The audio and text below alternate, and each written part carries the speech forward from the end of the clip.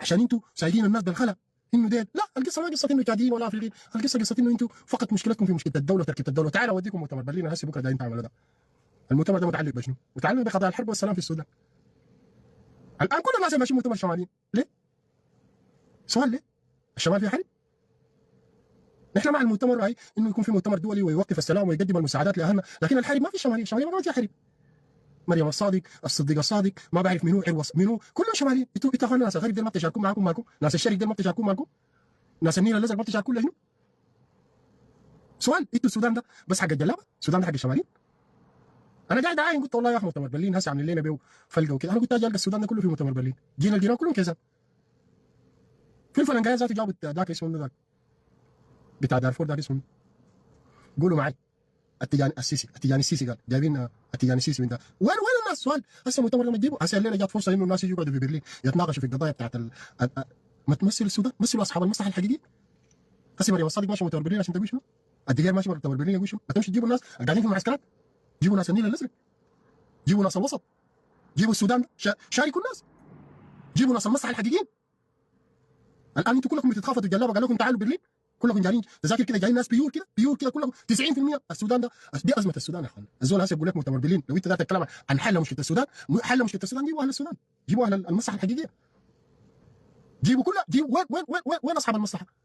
وين الناس اللي قاعدين في المعسكرات بتاعت النزوح هناك في ادري هناك في الحدود بين تشاد والسودان؟ وين ناس النيل الازرق؟ ناس الشرق ديل برضه ما سودانيين؟ ليه ما بتمثلوا في مؤتمر برلين؟ شغل الشلوليات دي. الدقير جاب ناس، ومريم الصادق جابت ناس، وحزب البعث جاب ناس، والشيوعيين جابوا ناس، وجايين شماليين. انتوا بتفتكروا انكم كده بتحلوا مشكله السودان يعني؟ والله انا هسه كنت اتمنيت مؤتمر برلين ده يبقى مساحه انه تجيبوا اهل الراي، تجيبوا اهل السودان، تشاركوا فيه كل الناس، تجيبوا اهل المصلحه الحقيقيين، تجيبوا الناس اللي اتضرروا الناس عشان يجوا يتكلموا عن قضاياهم. ماشي ليه اولاد الجلابه كله سايقين اولاد الجلابه وجايين. ما القصه فيها تذاكر وفيها فنادق وفيها اكل وفيها امتيازات وفيها شرف. والفلنجايات بقى طبعا بكره بتشوف الفلنجايات حاجين من الكيزان كمان الكيزان جايين ضد الكيزان، كيزان فرع القحاطه وكيزان فرع طبعا ديلا كمان بيحشدوا لك اولاد دارفور المساكين ما تدخلونا المؤتمر عشان تعرف العقليه بتاعت اولادنا ذاتهم متخلفين كده. بكره هتلقوهم في برلين جايبين اولاد الغبش الابهاتهم في المعسكرات قاعدين برا يطقعوا بالحجاره وينبذوا تجي الشرطه تشيلوا. اولاد الجلابه لابسين نظيف جايين قالوا دارين يحضروا مؤتمر في برلين عشان يحلوا ازمه السودان. انتوا اخوانا اقول لكم ده، انتوا مشكلتكم تعرفوا ازمه السودان شنو؟ ما قحاطه ده النخبه، ما 90% اولاد جلابه هم علاقتهم بالهامش شنو؟ علاقتهم بالحروب شنو؟ صمود ما كلهم جلابه، انتوا ما تجيبوا معاكم اولاد الناس الثانيين شاركوا معاكم، يقولوا في مؤتمر 100 نفر جيبوا 25 من كردفان، 20 من دارفور، يا اخي ان شاء الله 10 من دارفور وكردفان، قولوا دول بيمثلوا دارفور وكردفان، قولوا دول بيمثلوا، جيبوا 5 من الشرق قولوا دول بيمثلوا.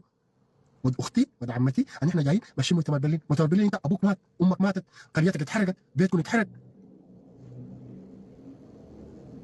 والكوز يحشد لك المساكين دول يقول لهم تعالوا يتظاهروا قدام القاعه نحن ضد مؤتمر برلين. والكيزان قاعدين جوا، اسيتوا مساكين الكيزان كلهم قاعدين معاهم جوا، السته الناس اللي كانوا مشاركين البشير النظام وسقطوا مع البشير الان جايبينهم برلين. يقول لك قال نحن جايين دايرين نتكلم، ما هي دي الدوله اللي نحن قاعدين نتكلم دي ازمه البلد.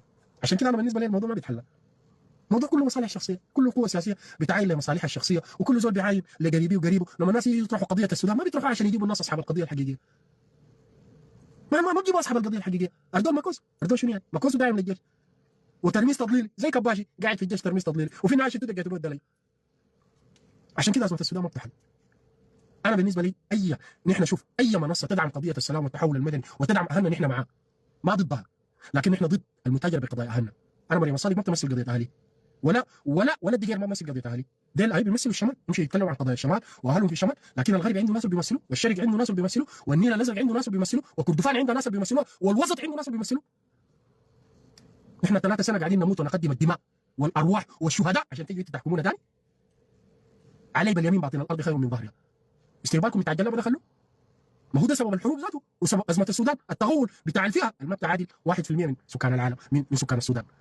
انتم ما بتعادلوا في اقصى حالتكم ما بتعادلوا 2% من سكان السودان. دارين تجوا تصدروا المشهد ودارين تفرضوا رايكم علينا نحن، انتوا تعالوا مثلوا اقليمكم لكن ما تمثلونا نحن. ولا المعاتيه اللي بكره ماشيين يحشدون الفلنجايات الدارين يحشدون قدام القاعه. دي حرب الكيزان الجلابه، انا دخلني فيها شنو؟ القاعدين جوا القاعه جلابه، كيزان جلابه، والقاعدين برا كيزان جلابه، كيزان الجلابه ضد كيزان هنا، انا دخلني شنو؟ مالي ولا انا مالي ولا انا شخصيا ده رايي طبعا. حاجه ما بتمثل كل اهل السودان، ما بتمثل اهل المصلحه، ما بتمثلنا نحن اللي قدمنا وقاتلنا. والله انا ما عندي لها حاجه. انا ثاني زول بيحكمني ما في، احنا ثاني زول بيتكلم باسمنا ما في. نحن ثاني زول بيمشي بيقعد في محل بيقول انا بمثل، ما في كلام ده ثاني، ما في. بعد كل التضحيات والدماء اللي قدمناها دي ثاني زول بيمثلنا ما في. المهم فوتكم بعافيه.